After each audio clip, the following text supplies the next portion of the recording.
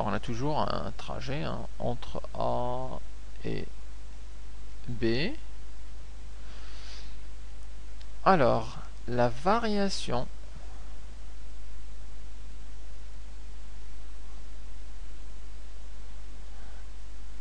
de l'énergie mécanique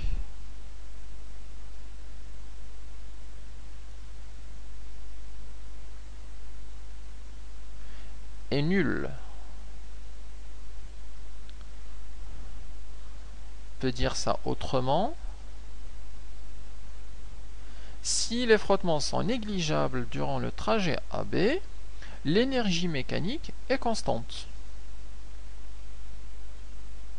Je note ici, l'énergie mécanique est constante. On dit que l'énergie mécanique se conserve.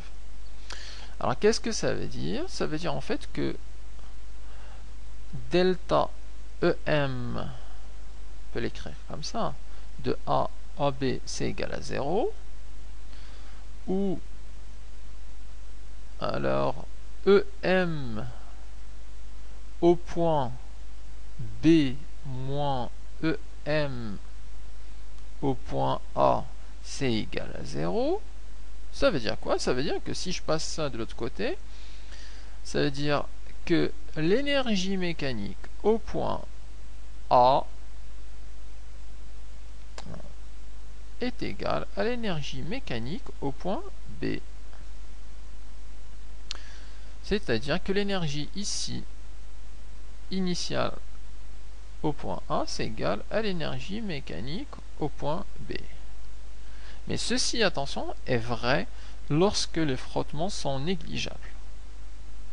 Lorsque les frottements ne sont pas négligeables, alors la variation n'est pas nulle et on trouve là une quantité de chaleur qui est dégagée ou la quantité d'énergie dégagée par les frottements. Ok, alors, donc je récapitule. Dans ce petit rappel, on a vu ce que c'est qu'une force, les différentes forces usuelles, donc ça c'est à connaître. Ensuite, on a parlé du principe d'inertie. Donc ça, c'est vu en première. La somme des forces est égale à vecteur nul, ça veut dire vitesse nulle ou constante. Ensuite, on a parlé du travail d'une force. Et donc, comment calculer le travail d'une force? De l'énergie cinétique, de l'énergie potentielle. Donc la relation à connaître. Ensuite, de l'énergie mécanique d'un système, EM égale à EC plus EP. Du théorème de l'énergie cinétique, la somme, ou plutôt la variation de EC entre A et B égale à la somme des travaux de force entre A et B. Et finalement, du théorème de l'énergie mécanique, qui nous dit que l'énergie mécanique est constante lorsqu'il n'y a pas de frottement. Alors, on peut donc passer maintenant à la partie plus intéressante du cours, donc de terminale, concernant la mécanique de Newton. Et pour ça, je vais parler du but de ce chapitre. En fait, le but, c'est d'étudier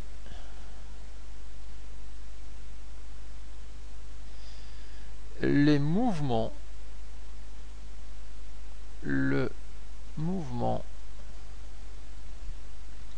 d'un objet ou d'un système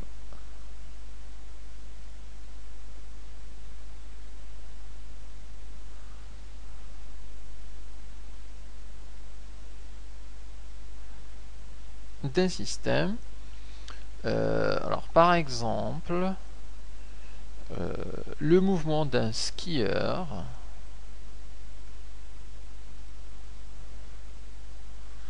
étudier le mouvement d'un parachutiste ou alors étudier le mouvement d'un ballon de basket. et notamment de tous les types de ballons, hein. Ballon de foot, de tennis, de hockey, enfin, on verra ça dans l'étude de projectiles. Le but est d'étudier tous ces mouvements, mouvements paraboliques, mouvements de chute libre ou mouvements de chute avec frottement.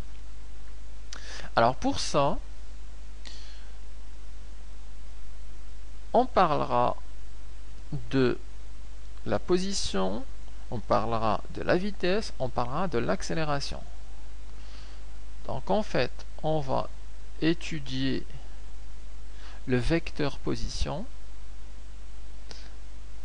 c'est le vecteur OM ou OG, alors qui a en général deux composantes, x de t, y de t. Donc c'est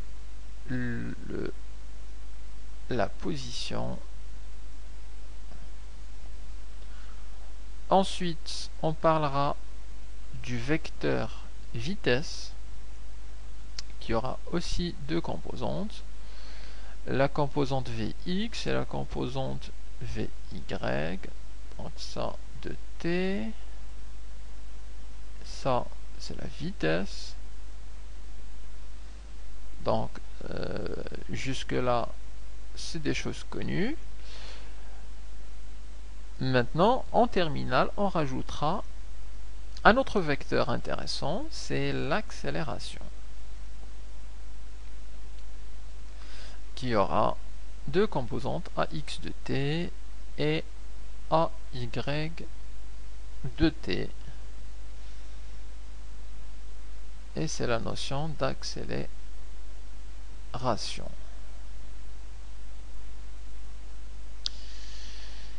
Alors, dans ce chapitre, donc dans cette étude, en fait, il y a une dose importante de mathématiques. Alors, on verra une dose importante de maths. Et on parlera notamment dans ce chapitre de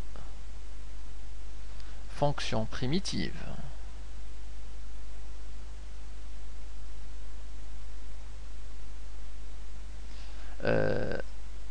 Entre parenthèses, pour tous les élèves qui me demandent à quoi servent les fonctions primitives. Là, dans ce chapitre, on verra notamment une application des fonctions primitives.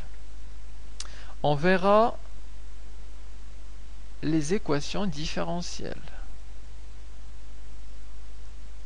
Une application de ce qu'on a vu en cours de maths, et on jouera pas mal avec des vecteurs.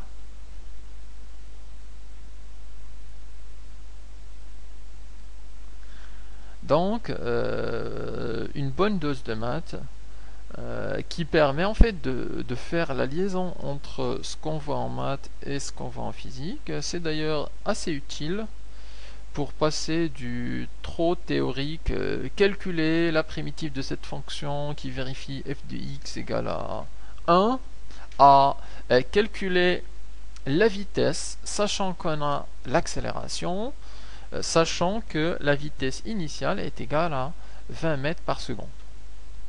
C'est tout de suite plus concret.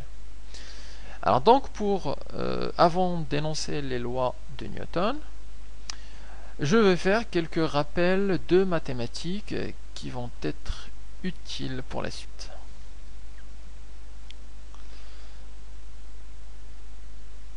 Donc ici un rappel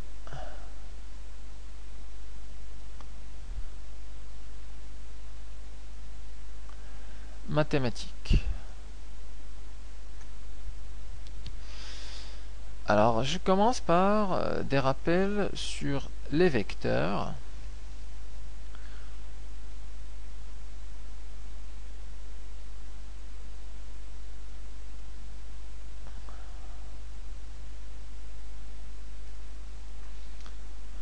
Les vecteurs qu'on a vus jusqu'à maintenant, c'est des vecteurs qui s'écrivent en général U égale ou U qui a pour coordonnées 2 et 3, qu'on a aussi noté U qui a pour abscisse 2 et pour ordonnée 3, ou alors des vecteurs V, donc 2 coordonnées moins 1/2 racine de 5. Alors, dans ce chapitre, en fait, on verra des vecteurs où les composantes ne sont pas des nombres. Exemple, un vecteur OM qui aura un abscisse qui n'est pas constant, qui est une fonction du temps, et une ordonnée aussi en fonction du temps. Ça ressemble à quoi? Ça ressemble à OM qui a en X 2t plus 1 et en Y moins 1/2 racine de 3t au carré plus 2t plus 1. C'est-à-dire que les coordonnées de ce vecteur-là, en fait, ils sont variables dans le temps. Alors, et notamment pour simplifier cette écriture, alors on ne va plus l'écrire comme ça, mais on va l'écrire sous une forme de système. On dira que le vecteur OM a pour système, alors la première composante c'est x de t égale à ce terme-là, donc 2t plus 1, et sa composante y de t, ça va être moins 1/2 de racine de 3t au carré plus 2t plus 1. Ça, c'est pour le vecteur de position. On verra la même chose pour la vitesse, où on aura Vx de t égale et Vy de t égale. Donc ici une fonction, ici une fonction. Ou alors même pour l'accélération, où on aura ax égale et ay égale, qui sont donc les composantes du vecteur accélération. Donc on ne va plus les noter entre parenthèses comme ça, mais sous forme de système. Par contre, même en les notant comme ça, les propriétés sur les vecteurs restent vraies. Notamment le module d'un vecteur. Donc, si je prends par exemple le vecteur v de x, alors exemple, j'ai v de i, alors v sous forme vecteur, qui a pour composante vx de t égale à 2 et vy de t égale à 5t moins 1, je peux calculer le module de ce vecteur, c'est-à-dire la valeur de la vitesse, celui-là étant une vitesse. Alors la vitesse donc v sans vecteur, c'est égal au module du vecteur v. Ce vecteur v a deux composantes, vx et vy. Donc pour calculer son module, il faut utiliser une racine carrée de la première composante au carré plus la deuxième composante au carré. Donc si je l'applique ici, ça va donner la racine carrée de 2